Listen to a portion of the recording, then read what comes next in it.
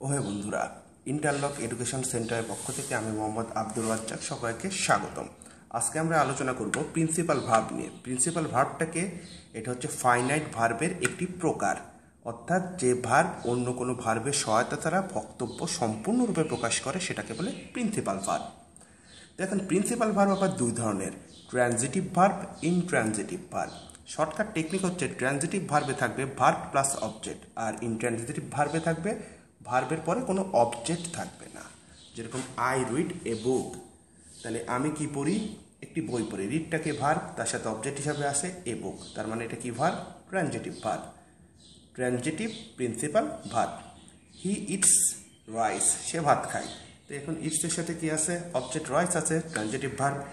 She sings a song, সে একটি গান গায়, তার মানে কি ভার্বের সাথে অবজেক্ট হিসাবে সং আছে, তার মানে এটাকে বলা যায় ট্রানজিটিভ। এবার যদি একটু দেখা যায়, বার্ডস ফ্লাই, পাখি ওড়ে, কোথায় ওড়ে, কিভাবে ওড়ে।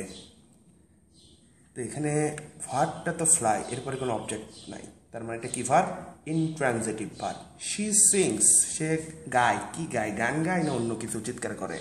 তো এখানে কিন্তু ভার্বের পরে কোনো অবজেক্ট নাই, সুতরাং এটা কি verb? Intransitive verb.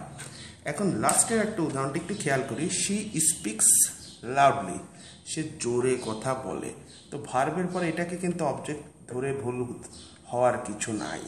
She speaks loudly, জোরে কথা বলে, অর্থাৎ ভার্বটা কিভাবে কাজ করতেছে, জোরে, আস্তে, খারাপভাবে না ভালোভাবে। তাহলে এইটা যেন কে?